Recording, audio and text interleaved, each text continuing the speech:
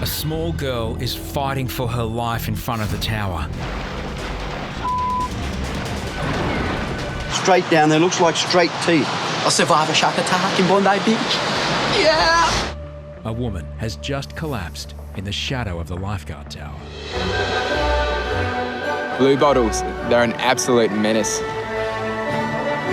Bluebottles are laced with a poisonous toxin. Getting stung can be extremely painful. When bluebottles splash in, it's like little aliens just invading to wreak pain on everyone on the beach. Just this one day, it was the apocalypse. The world was caving in, the bluebottles were overtaking. Got stung by a jelly? Stung by Lifeguards offer ice or antiseptic spray. There we go, all good. But there's no surefire remedy for a bluebottle sting. We just try and reassure them, saying you're not going to die and ride it out. You're going to be in this pain for 45 minutes. It goes under your arm into your glands. Don't freak out, it's just a part of it. Painful. You just got to deal with the pain for a bit, all right? No?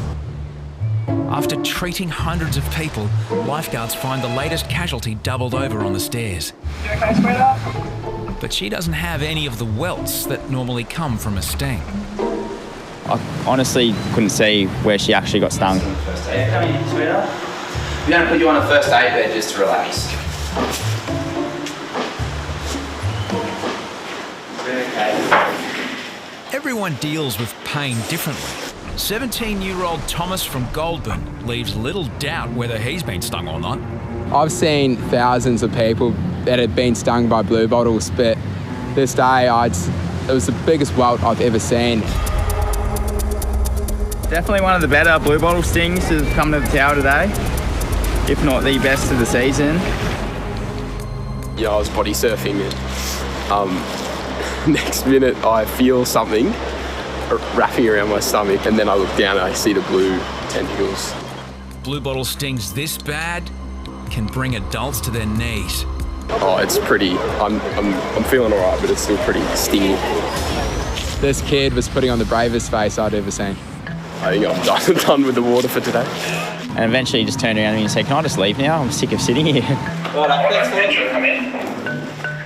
Thomas sets off, but the woman on the first aid bed has taken up residence.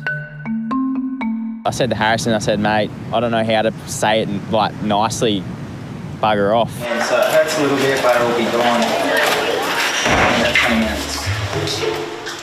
It's Tommy's first season, and obviously he's doing the right thing, guy caring for them and looking after them a lot more, but it's just another person for me. How are you? So? You're going to be okay. Yeah, if you sit here and do all that, it's no good. No, you don't need a rest here. You're going to be fine. So you're not going to die, okay? And I told her, if it gets worse, come back up, but I said, you'll be fine. Okay, walk normal. Yes. It's not that bad. Practice, don't. It's doing a Hollywood. Sometimes you've just got to give people that little nudge so they can get on with their life. Bondi's little people love the beach. But a kid playing with a sandcastle one moment can be at risk of drowning the next. We're just in the tower. It was a weekday morning. We look up and there's a little girl in the rip in front of the pavilion. A small girl is fighting for her life in front of the tower. Gons just goes, "I'm going." Alone, the young girl won't last long.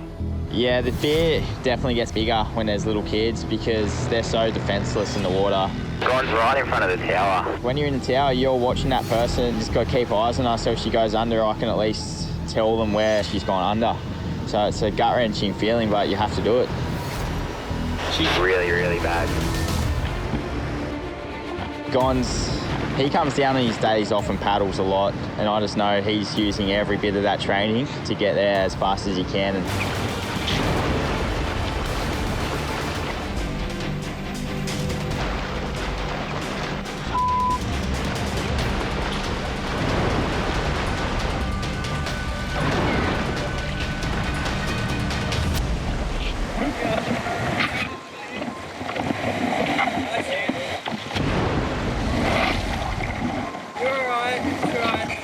When when I got to the girl, yeah, she was pretty shaken up when I first got her on the board.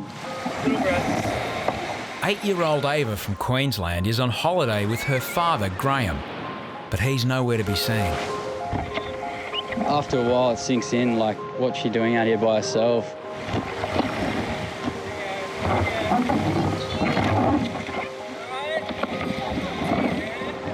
Beachgoers witnessed just how close Ava came to drowning before Troy rescued her. Just sit on the seat there.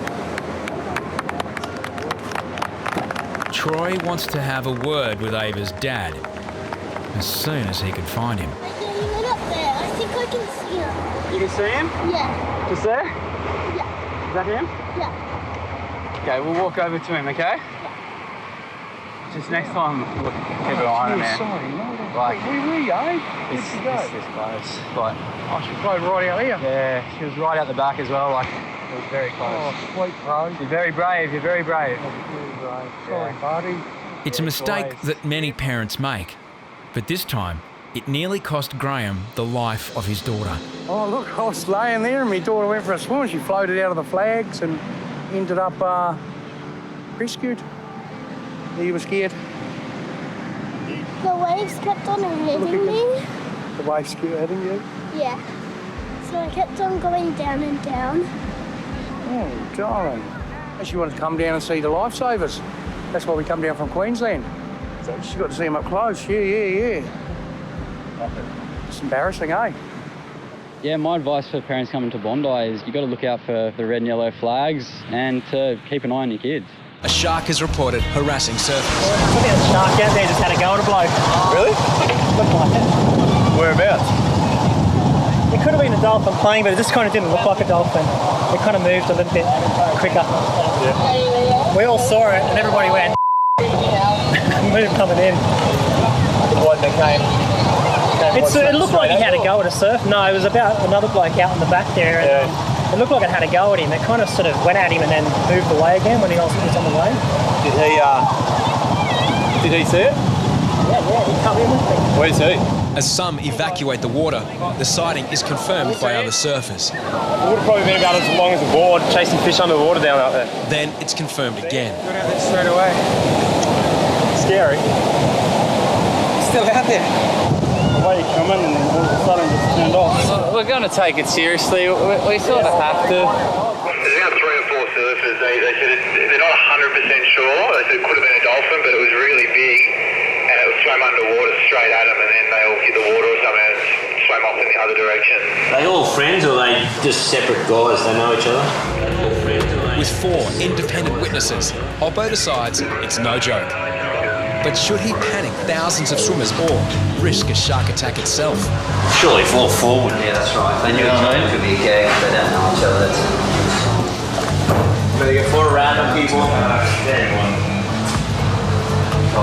Kyle was good. I'll give Kyle a go. Why don't you hit it one time and let it go? Kyle does the honours. Upper bottom. Oh, there's only a bottom one,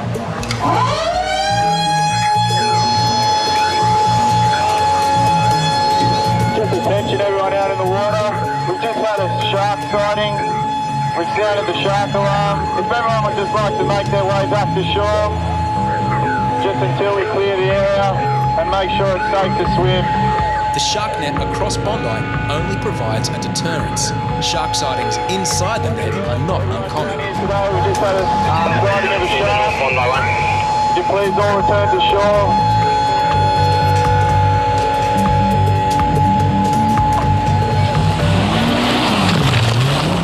Quiggers and Chapo head out to warn surfers who've either ignored the shark alarm or don't know what it means. There has been a shark sighting. Hey, good. Just like that. Hey, good shark sighting. You realize that they are always here and most of the times you don't know, but they actually are very close. We heard the alarm and we screamed out, shark, shark. Yeah, majority of the time the sharks will swim through and you may not even see them half the time, but there might be one hanging around. There's a lot of fish around at the moment, so you never know. There could be one just hanging around feeding this time of the night. We'll do a search for probably 15 minutes. They'll go up and down just to check it out. And once it's all clear, we don't see anything, we'll let pretty much everyone get back in the water again. If lifeguards find the shark, they'll use the jet ski to try to chase it out to sea. I didn't see anything. Plenty of fish. It doesn't deter the surfers, as you can tell. They just want to know how big it is. Anything over 10 foot and they might get out. But yeah, I think we can probably give the all clear. The all clear is signalled and the lure of the surf becomes irresistible. This is all we needed to end this crazy weekend. A shark sighting. Just as the shark menace dwindles, Brazilian surfer Icarus comes to the tower with startling evidence. And that's when I fell and swam towards the board, and a piece of my board was missing. I was kind of like, what happened? Did I hit the sandbank or not? I wasn't sure what really happened, so I was looking for the rest of the piece. Couldn't find it, swim out. One of the boys saw me and said, that's a bite. Well, see, look, if you look there, straight down there, looks like straight teeth. Yeah. Pretty an unusual thing that happens. Reckon that's not gonna happen to me again in my life, so might as well hang that as a piece of artwork, and then I'll survive a shark attack in Bondi Beach. Yeah! While most beachgoers are flat out chasing the sun, others are busy chasing thrills. And one location offers more thrills and spills than any other. Flat Rock. I think it's because it's away from parents, so you can kind of be a little bit more reckless out there. You're away from prying eyes. Well, Flat Rock, whenever it's sort of a slight swell and a certain tide, it's packed out there. It's a melting pot of young testosterone and hormones, and you're going to be patching people up all day. There's no mystery when two lacerated teenagers come to the tower. They just take grooves out. Like 3 or 4 like huge waves just knocked us off our feet and just went us sending across the rocks. Have a shower, mate, first, and then come back. And just get your mate to rub it all off. Come back. Oh, I'm not touching you.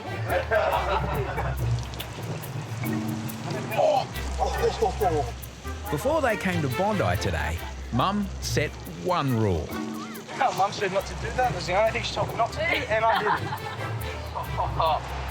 Never going to hit it, and it's my mum. Yeah.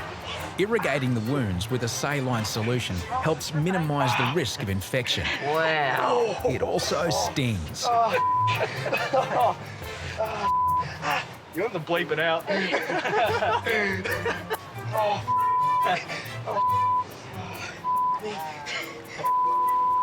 That's all we can do. You just got to keep dressing it, keep it clean. Worse than the pain is the prospect of a phone call back home.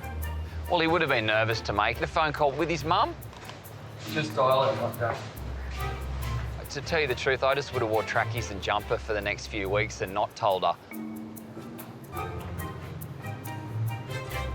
Hey Mum, I don't want you to freak out or anything, but a lot of dumb decisions have happened today. And I just want to let you know that me and some friends went to the rocks and had a slide. Trust me, Mum, everything's fine. I just can't clench my fist. Superficial. Mum's superficial. Yeah. I'm going to be on Bondi Rescue, Mum. Yeah, I love you. I'm going home. I'm going to bed. It's going to be the worst sleep of your life. See, boys. And not only one bad sleep, it'll be a week of bad sleeps, because you'll sleep on a scab and you'll roll over and it'll stay on your sheet. And he didn't have any comfortable spots because it was all over him. It's the hottest day of the year so far, the mercury hitting the mid-30s. But not everyone lying on the beach is relaxing. A member of the public said there's a woman downstairs who's covered in sand and unconscious. Yeah, she looks kind of tired. Hey. Hey. When I first saw her, I thought it was pretty bad. You see me? Her face was just covered in sand. You know where you are? You know where you are? Wake up. Wake up. Have you been drinking alcohol? She presented as an intoxicated patient. Also, I thought substance use. She was just so out of it. Can you help me out here? You gonna get up? Had a girl. Back, lads. I've got a bit of sand on you. You'll be all right. Come with me. It's all right. I'll bring them up for you. Just come. Hey. I kept trying to wake her up and she'd come to and then she'd drop out again, come to, drop out again. Hey, you're exhausted. She was like passing out, like super incoherent, and there was no function in her limbs. I need you to get up for me. But then as I was inspecting the situation, she didn't smell of alcohol at all. It's super important in this job not to jump to conclusions. If you jump to conclusions and you give the wrong diagnosis, you could treat them the wrong way and it could make things worse. Is there anyone that we can call? No, I'm sorry. You're not fine. Just... On a blisteringly hot day, a woman has just collapsed in the shadow of the lifeguard tower. Come over here. I'll assume that she's probably been on the drink and you're playing to and fro the whole time. Hey, just don't worry about your stuff. It's all safe. But she didn't smell of alcohol. Will dispenses with any bedside manner. Hey, look at me. Need you to open your eyes and focus. Wake up. Don't follow my hand, follow this finger. You can only be really gentle for so long. You kind of just have to put your foot down because you've got to work out what is the problem. Where do you live? Hey, I need you to start paying attention. I know it's hard. Stay focused on me, look at me. Do you have any medical conditions? No? How did you get here? I walked from Coogee. Okay, you walked from Coogee. Coogee is 6 kilometres south of Bondi. And she said, I walked from Coogee, and I'm like, okay, it's stinking hot. That terrain sucks. She's probably not used to it. She's carrying a backpack, camera and everything, so I ruled out alcohol and just went straight to heat stroke. How much water have you had to drink? You exhausted? No. And she had like a 1.5 litre bottle of water. It was almost full. And I was like, okay, you've walked from Coogee to here on this day. That's nowhere near enough. So straight away, I was like, severe heat stroke. Get an ambo down for her. Gotcha. Yeah, please, thank you. Hey? It was a bloody hot day. Like really, really hot. Need you to try and drink some water. Heat stroke, it's too much time in the sun, not enough water. You need to get fluids into you, electrolytes, and you need to get cool. I'm gonna take you upstairs where it's aircon, it's nice and cool. Give me your hands, Use your legs. If left untreated, on a severe case like this woman, she could die from dehydration, respiratory problems, cardiac arrest, organ failure. The heat, it cooks you from the inside. Yep. So when she sort of passed out on the stairs, I kind of went a bit rogue on the technique and just threw her over my shoulder. You right, mate? My method wasn't exactly in the lifeguard manual, a bit unorthodox, but sure enough, we got it done. Sip some water. Sip very slowly. As soon as we got her in the aircon, got her on the bed, slowly getting her to sip water, starting to feel a bit better. It was a night and day difference. She was talking to me. Reckon you got some good photos? I was like, oh, so you like photography? It was good to see her improve so fast for something that was actually quite severe at the start. Bit dry, not much water, or not enough water today. Yeah. After checking her vital signs, Oxygen level's good, heart rate's good. paramedics give her the all clear to go home. Jesus, look at you, pep in his step, ready to go. Good stuff, mate. Very welcome. Stay safe, stay cool, stay under the sun. Yeah, it was a good feeling sending her on her way, seeing her walk up towards the bus stop, heading home. Hopefully she's learned her lesson. If she buys water next time, drink the whole bloody thing, not a little bit of it.